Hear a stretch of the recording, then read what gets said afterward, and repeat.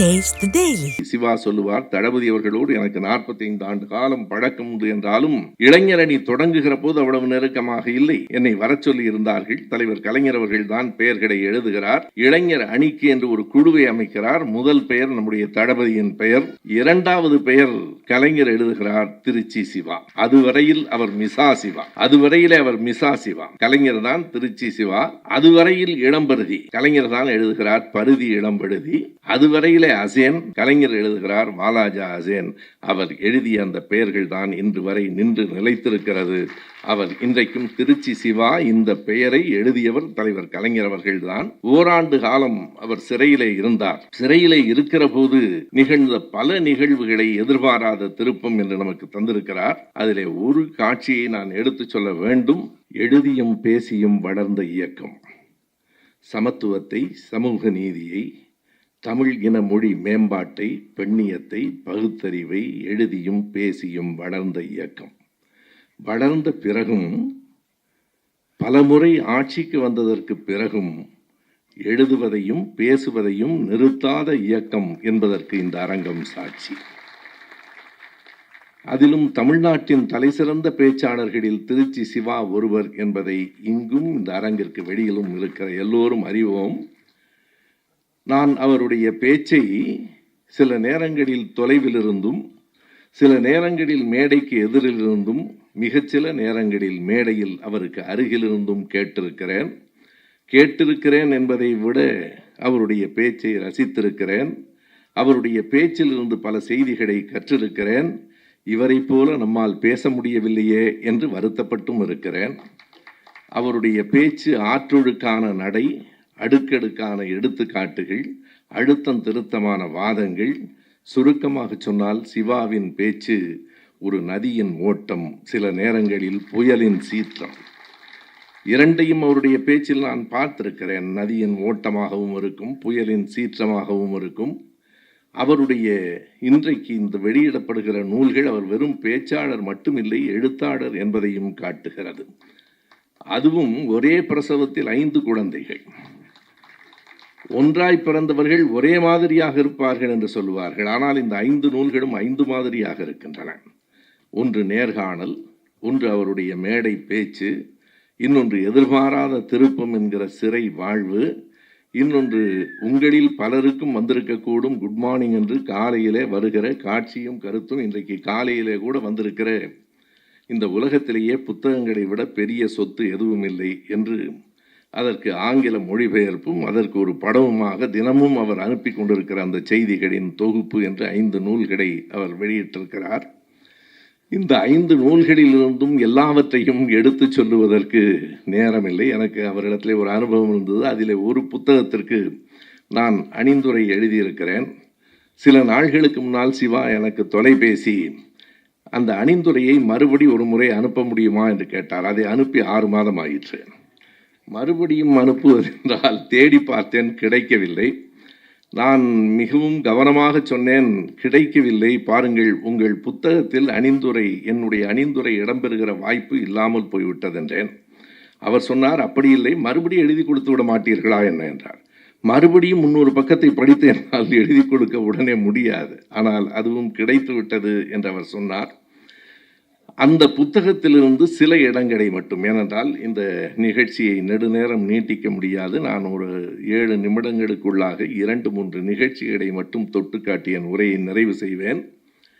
சிவா யார் என்பதற்கும், எப்படி இந்த இயக்கத்திற்குள் வந்தார், உணர்ச்சி பொங்குகிற ஓர் இளைஞராக எப்படி உள்ளே நுழைந்தார், இன்று வரையில் அந்த உணர்ச்சி குன்றாமல் திராவிட இயக்கத்தில் எப்படி பணியாற்றுகிறார் என்பதற்கெல்லாம் எங்கே இருக்கிறது தொடக்கம் என்பதை இந்த புத்தகம் சொல்லும். அவர் சிறு வயதிலேயே அப்பாவை இழந்தவர், அம்மாவால் வளர்க்கப்பட்டவர். எப்படிப்பட்ட அம்மா என்பதை இந்த புத்தகம் சொல்லும். அவர் சிறுவனாக இருக்கிற போது ஒரு தேர்தல் நடைபெறுகிறது. அந்த தேர்தலில் திமுகவை சேர்ந்தவர் வெற்றி வாய்ப்பை இழக்கிறார், இன்னொருவர் வெற்றி பெறுகிறார். வெற்றி பெற்றவர்கள் வீடு வீடாக வந்து லட்டு கொடுக்கிறார்கள்.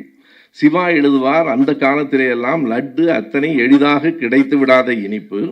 ஆனாலும் நான் வீட்டிற்கு கொண்டு வந்துதான் எதையும் உண்பது பழக்கம். எனவே வீட்டிற்கு எடுத்து வருகிற போது என் அம்மா கேட்கிறார், இது என்ன, இது லட்டு யார் கொடுத்தார்கள்? இந்த தேர்தலில் வெற்றி பெற்றவர்கள் கொடுத்தார்கள்.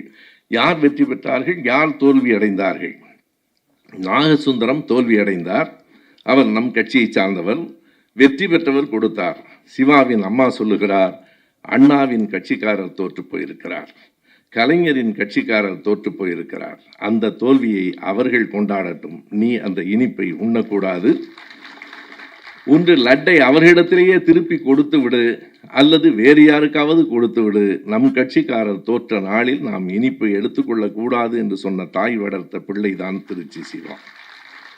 அதிலிருந்து தான் அவருடைய அந்த உணர்வுகள் வாழ்க்கை தொடங்குகிறது.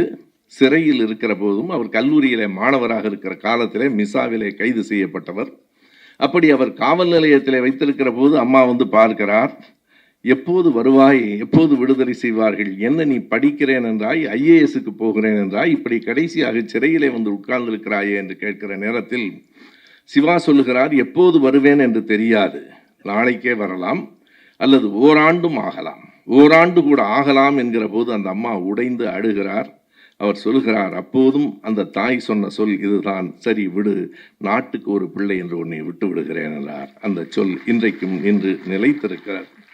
அதற்கு பிறகுதான் அவர் திமுக கழகத்துக்கு வருகிறார்.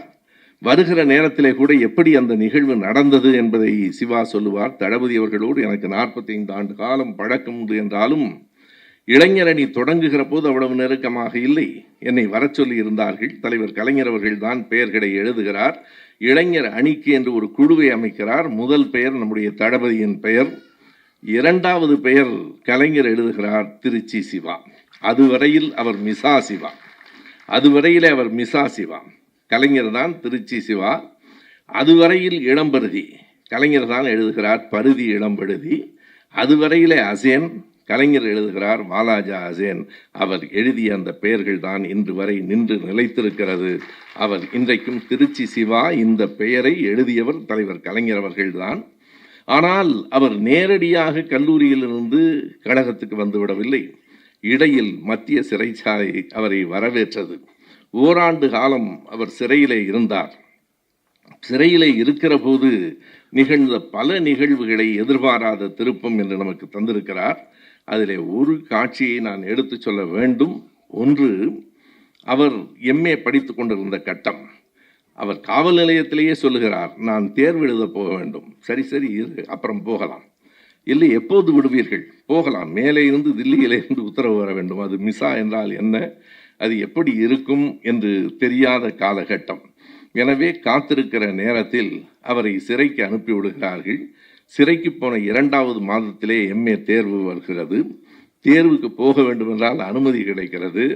எப்படி அழைத்து போகிறார்கள் என்பதுதான் மிக முக்கியமானது. அவரை காவல்துறையினர் கையிலே விலங்கிட்டு அடைக்கிறார்கள். கையிலே விலங்கிட்டு அழைத்து செல்லுகிற போது அருகிலே இருக்கிற மலர் மன்னனும் செல்வராஜும் சொல்லுகிறார்கள், அவன் இளைஞன், தேர்வு எழுதப் போகிறான், தேர்வு எழுதப் போகிறவனுக்கு கையிலே விலங்கிட்டால் எப்படி என்று கேட்டதற்கு பிறகு விலங்கை அகற்றி கல்லூரிக்கு அழைத்து போகிறார்கள்.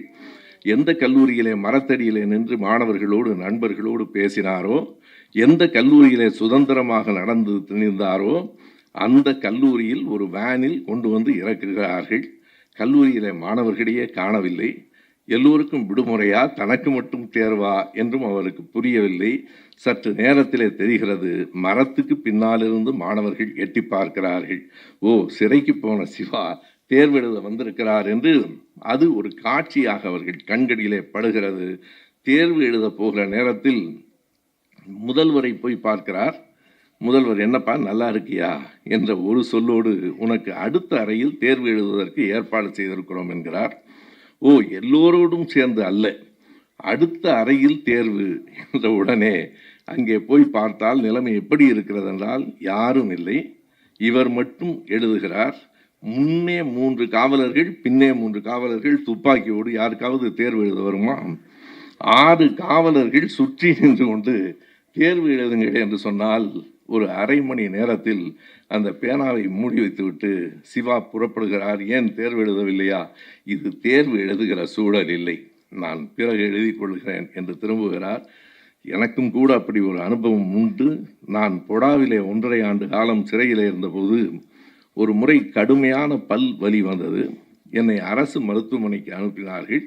முன்னே 2-3 காவலர்கள், பின்னே 2-3 காவலர்கள் துப்பாக்கியோடு என்னை அரசு மருத்துவமனைக்குள் அழைத்து செல்லுகிற போது அப்போது என்னை யார் என்றும் மக்களுக்கு தெரியாது. என்ன கருதினார்கள் என்றால், யாரோ ஒரு அமைச்சர் வருகிறார் போல இருக்கிறது என்று, இத்தனை போலீஸ் பாதுகாப்போடு வருகிறார் என்று நான் கடைசி வரைக்கும் கவுன்சிலராக கூட ஆகவில்லை. ஆனால் அன்றைக்குத்தான் அமைச்சர் என்பது போல கருதப்பட்டேன். நான் பல்வழியிலே நடந்து கொண்டிருக்கிறேன். எனவே இப்படிப்பட்ட அனுபவங்களோடும் ஓராண்டு காலம் சிறையிலே இருந்துவிட்டு சிவா அவர்கள் வெளியிலே வருகிற நேரத்தில் யாரும் வரவேற்பதற்கு இல்லை. அம்மா சொல்லிவிட்டு போகிறார், நீ ஆண்டாள் தெருவுக்கு வர வேண்டாம், ஊருக்கு வந்துவிடு. ஊருக்கு போவது என்ன செய்வது, அடுத்து என்ன?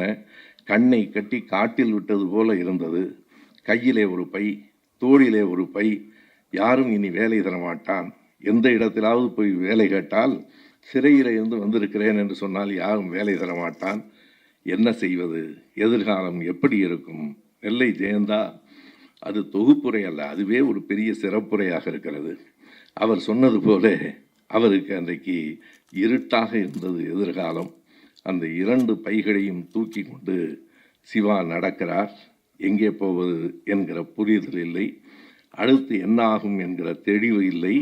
நடந்து போகிறார். போகிற போது அவர் முடிவுக்கு வருகிறார், இனி கல்லூரியோ வேலையோ இல்லை, கழகம்தான் தன் வாழ்க்கை என்று முடிவெடுத்து கொண்டு அன்றைக்கு சிவா நடந்தார். அவர் நடந்த பாதையில் அறிவாலயம் வந்தது. அவர் நடந்த பாதையில் அவருக்கு மேடைகளும் மாலைகளும் வந்தன. அவர் நடந்த பாதையில் அவருக்கு விருதுகளும் பாராட்டுகளும் வந்தன. அவர் நடந்த பாதையில் இந்திய நாடாளுமன்றமும் வந்தது. அவர் நடக்கிறார், நடந்து கொண்டிருக்கிறார், நடப்பார். நன்றி, வணக்கம்.